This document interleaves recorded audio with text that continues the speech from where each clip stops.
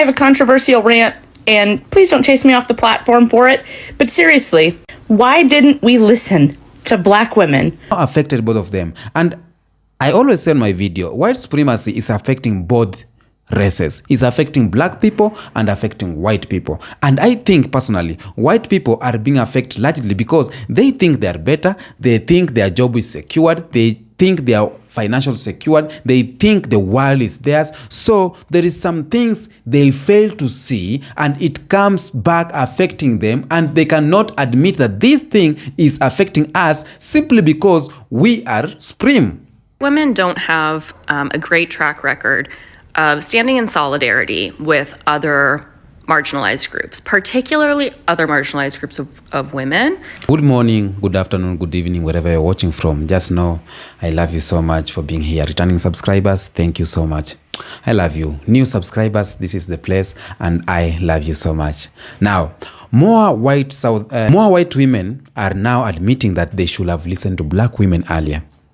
Social media, books, activists have been helping spread awareness, but some damage have already been done. And which are these damage that have been done? We will go on to that, okay? Because several issues Black women have long raised and warned about. Now, right now, they are directly impacting white women, leading to wake-up call. There's videos here I want you to watch from white women, okay? White women agreeing or accepting or admitting about the importance of Black women in the society, the alarm they raised, and what's happening right now, starting from the loss of abortion right, going to the rise of red pill, political backlash against women's rights, and everything, economic struggles and in job market disparities, everything that's affecting a white woman right now. And this affects to white people at large, but specifically I'm gonna talk about white women because the video I'm going to show you is about white women talking about issues that's happening right now that they were warned about. Take your time, let's watch this video together, and then we'll come back and react on it. But as you watch, please subscribe, share, like, and just support. I have a controversial rant, and please don't chase me off the platform for it. But seriously, why didn't we listen to Black women? Why did we not listen to them?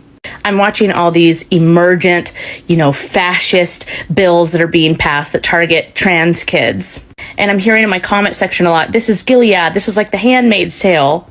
But as I look through the history of the United States, genocide is nothing new in this country. It's not confined to some fictional book. It actually happened to Indigenous women and to Black women.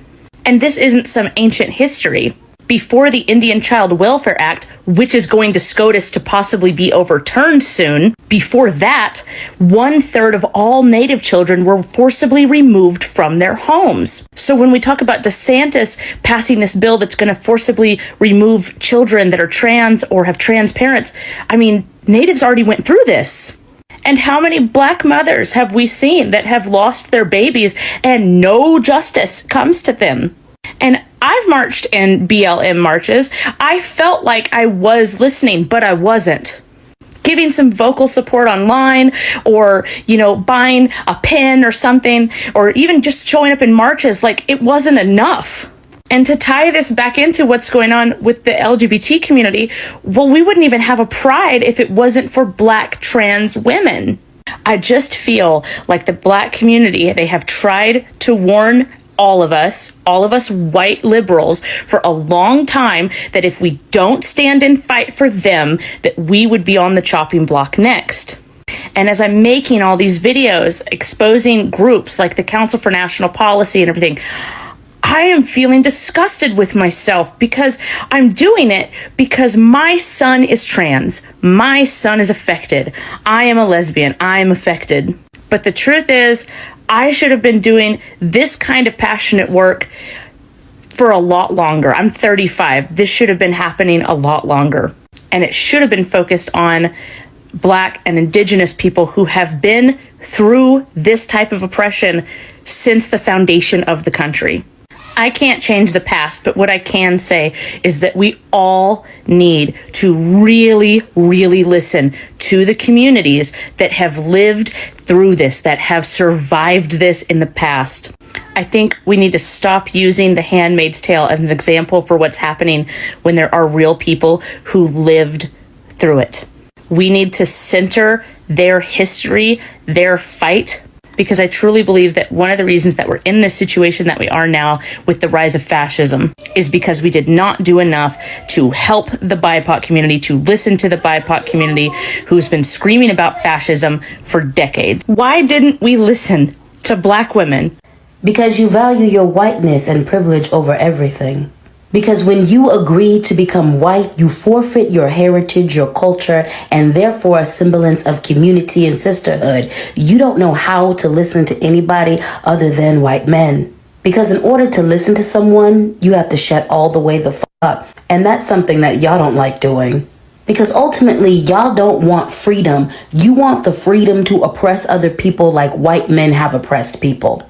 Because y'all are lazy and don't want to put in the real work it would take to actually gain liberation for all people. Because of your internalized fear and jealousy, your dedication to mediocrity. Because of your allegiance to white supremacy, capitalism, and misogynoir, your internalized self-hatred. Why did we not listen to them? I think we can replay the game film of why white women didn't listen to black women till the end of time. But it would be much more productive if white women started to acknowledge certain truths. I am a white woman. Just by being born white, even though I am seen as a lesser sex in this country, I have enjoyed the advantages of being a white woman. I have not always worked to dismantle the system, so I am a part of the system of oppression that black women have been warning us against. And that is not easy to say, but we have to accept it as the truth.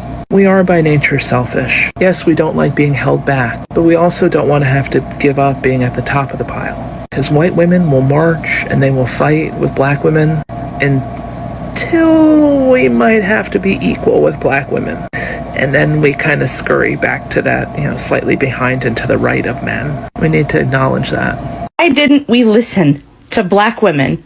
Why did we not listen to them? It's because you thought you were special. Dear Black women, so as a woman, we have blazed these trails together. Blazed what trails together? Oh, do you mean when black women started the suffrage movement and then white women took it over and decided to leave black women in the dust? Is that the trail you're talking about? Or how about the Me Too movement that was created by black women and white women took it over and left black women in the dust to the point where they had a march and didn't even invite black women to speak at said march? Is that the trail we blazed together? Curious. Women, to include black women, got the right to vote after men. After the Civil War, the suffrage movement splintered over race. Black women had to form their own organization to continue to fight for the right to vote. White women like Elizabeth Cady Stanton publicly denounced extending voting rights to black Americans. The 19th Amendment was ratified in 1920, but it didn't end the fight for black women to vote because white women stood in the way. They didn't come help us. We helped you get the right to vote, but y'all left us in the wind. Black women were actually granted the right to vote in 1965 after the Voting Rights Act was passed. This act enforced the 15th Amendment, which gave black men the right to vote as well. Fun fact, in 1913, organizers of a women's suffrage parade in Washington, D.C. forced black women to walk in the back of the parade separate from white participants. This was an example of the racism black women faced during the suffrage movement. So again, we march with you, help you get your voting rights, and y'all left us in the wind. But continue. Still not equal. Equality, equal pay. We still get less on the dollar. So why are you alienating a high percentage of allies? Like, why are you doing this? This number hasn't changed in 3 elections. We're not alienating you. We're telling you that we're tired of doing all the work and we still get screwed by white women. It's because this number has not changed. So clearly something is off here. This number has not changed. And now we are exhausted and we are taking a break and we are looking to each other because the next 4 years is going to be mad difficult for black women, especially. what constitutes white? This is 2024. While skin color is a factor, white is more about the social position and power dynamics associated with being perceived as white, not just a description of someone's complexion. The concept of whiteness developed through European colonialism and slavery, where light skin were used to establish a hierarchy of power. This is what whiteness is. Here's a more in-depth definition of what white is according to the social construct of race. You can go ahead and pause and read. If it's just a black pack, like what? Where do you draw the line? Only certain black people? Because I have 2% Nigerian. Am I allowed in? No. I don't know if you noticed, but the world is still being run by men. White men. The men that you guys raise.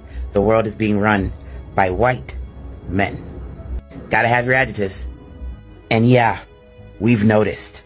Women had nothing to do with slavery. Literally. Like nothing. I'm sure we were saying, hey babe, this is pretty effed up because we're nurturing, we're loving, it's wrong. Hey babe, it's pretty effed up.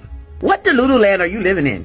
White women owned slaves. In fact, research shows that white women were active participants in the slave economy, and they were as brutal as men in their management techniques. White women bought, sold, managed, and sought the return of enslaved people. The ones that ran away from the plantation, they were the main ones trying to get them back. They were often listed as owners in nearly 40% of the transactions involving enslaved women. They also fought in courts to preserve their legal ownership over enslaved people, because owning a large number of enslaved people made a woman a better marriage prospect. The Mississippi Married Women's Property Law of 1839 was the first law in the United States to give married women ownership rights over enslaved people. It wasn't like they were like, no, we don't want that law. We don't want to be able to own people. And let's not forget the Casual Killing Act of 1669. It was written to protect rich white women from legal punishment. White women were unaliving defenseless biracial children of their husbands and enslaved women. The women in Virginia were unaliving the biracial children in horrific ways. They were angry that the spouses were having plenty of children outside of their marriages. And because I'm on TikTok, I'm gonna go ahead and let you read that last paragraph here. The small children were routinely all of that stuff. So go ahead and pause to read all that. The white men did not want to chastise these rich white women after they unalived children. So that's why they created this law, to justify white women unaliving biracial children by saying if you did it because you were correcting them, then it's okay.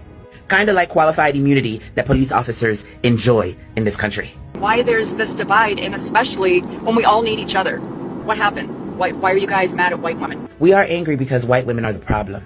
You guys are the largest demographic in the country. Out of 250 million white people, 60% to 65% of them are white women. Yet you guys continue to do this, continuously stabbing us in the back. While we're out here fighting for the rights of all women, this is what you guys do. We are exhausted now. So in this moment, we're going to be thinking about us resting. Y'all go out there and go do the work. We have been shouldering the responsibility for everyone's freedom in this country for far too long. It is time for you to get up and go work. We are resting. And I suggest that you maybe follow some more black women creators and learn, because clearly you are uneducated on the history of women, period, in this country. Have a good day. Thank you very much for watching these clips and welcome back. Black women have been warning everybody. They have been out here protesting about what's going on right now. So it's now is the time white women, they are being affected directly. Impact is on them. Now, one of the things that black women have historically sounded alarms, it's on various effects like social, political, and cultural issues. Their warnings were dismissed, ignored, downplayed, but now many white women are experiencing or expressing regrets for not listening to black women sooner, because white women had the capability to support these alarms, and the government maybe could do some things on it. But right now, it has gone deeper and deeper, and what was affecting black people or black women right now, it's affecting the white women too. One thing that black women have been talking about for long, they have been criticizing white feminism or mainstream white feminism for centering white women's experiences while neglecting the struggles of women of color. Now, the issues that black women have been talking about on the white feminism is like productive rights. Black women have warned about restrictions affecting marginalized group, yet much of white feminism ignored this until threats to abortion rights became reality. Now, let me tell you this. The loss of abortion rights, Black women have been warning for decades. For decades. And many white women assumed it. Until it was 2022, it was overturned in 2022, leading to abortion bans that now affect them too. Okay? Now, I don't know what Trump said about abortion, but the issue about abortion, rights of abortion, was affecting Black women, but right now it's affecting both of them because it has become a law. Another thing that's affecting the Black or the white people or the white women is we call the rise of red pill. Now, Black women were among the first to warn about toxic masculinity in hip-hop culture and the dangers of figures like Kevin Samuels, Andrew Tate, and the incel movement. Many white women dismissed it as a Black community problem or Black community issues until this ideology spread and started influencing white men too. So whatever Black men were complaining about, now white women too are complaining about it. If they could have listened to this back earlier, this could not have happened. Now, white women are experiencing more public misogyny, relationship struggles, and online harassment from men influenced by this ideology of red pill, or we call manosphere culture. Okay? Another thing, Black women have always warned that white women's fight for girl power was not enough. Systematic change was needed. But many white women downplayed this, assumed feminism had won. But recent laws and cost decisions such as attacks on birth control, LGBTQ rights, and workplace protection have shown otherwise. Now they realize the fight for women's rights is far from over and that Black women's approach was necessary. Now white women are realizing this right now, but it's too late. It is too late because now it is laws out there, you know. Economic struggles and job market disparities. Black women have been talking about wage gaps, workplace discrimination, and financial instability for years. Now you have seen videos where white women are crying out here because of low wages, you know, discrimination. Many white women assumed they were financially secure because of the white supremacy until inflation, job layoff, and the cost of living crisis started affecting them too. Yeah, are now affected both of them. And I always say in my video, white supremacy is affecting both races. It's affecting Black people and affecting white people. And I think personally, white people are being affected largely because they think they are better. They think their job is secured. They think they are financially secured. They think the world is theirs. So there is some things they fail to see and it comes back affecting them, and they cannot admit that this thing is affecting us simply because we are supreme. It is hard for white people or white women to accept that we are going through problems because they are supreme. Because when you see white people complaining on social media, we were not seeing that. It was always Black people protesting, Black people, oh this. But right now, white people are outside here protesting because of unemployment, economic struggles, you know. Black people or white people are out here thrown outside because the house is expensive, they can't pay their mortgage. You see, the government is taking back their properties. So this is like happening right now. Right now, white women or white people are seeing firsthand what Black women have been dealing with for decades in terms of pay inequalities and job security. They are seeing it right now.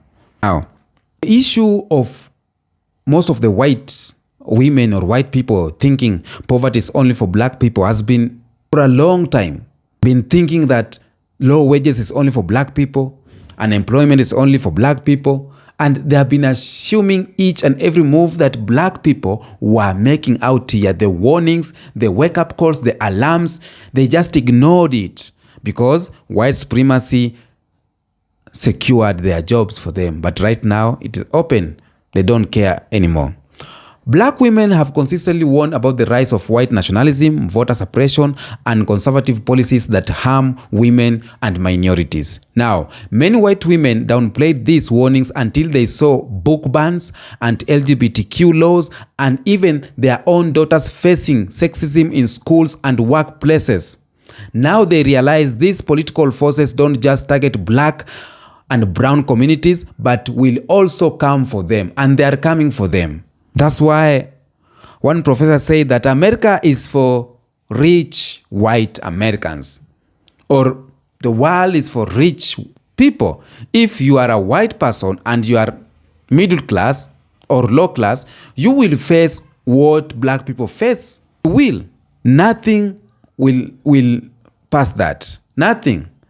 Whatever you did to one another will always come to you. If it will not come to you, it will come for your children. So whatever you ignored sometimes back, now it is hunting your children and your grandchildren, your daughters out here. Black women have been vocal about the challenges of modern dating, warning that men, regardless of race, are increasingly avoiding commitment, prioritizing casual relationships, and disrespecting women. Many white women dismissed this as a black women's struggle. But now they are facing similar relationship issues, including men refusing to marry, ghosting, and treating them as disposable. Now they are realizing that black women were right about the shifting dynamics in dating culture. You know what it is. You know what I'm saying? Black communities have long been warning about rising rents, displacement, and economic instability caused by gentrification. Many white women benefited from gentrification until housing costs skyrocketed.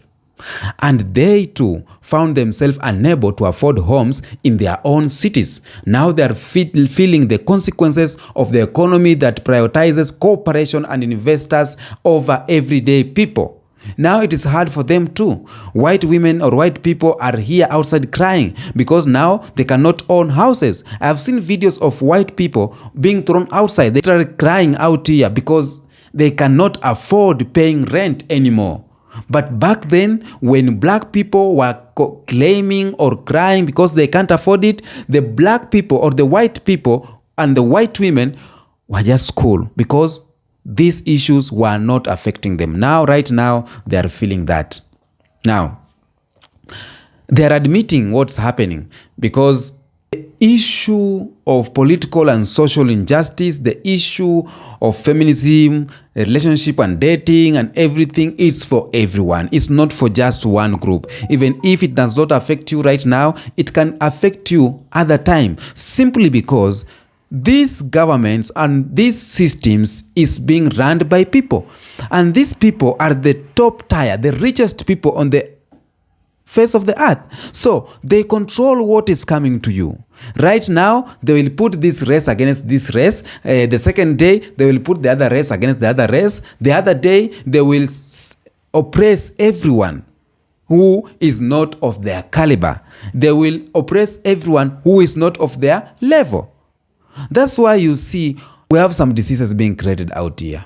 And it's affecting everyone, affecting black people, affecting white people. It does not choose. But rich white people are comfortable, cool, because they are the one who have created these problems for their own reasons. When we were talking about health, something and everything, black people complaining, right now, the white people are now seeing the issues that is there in the health system.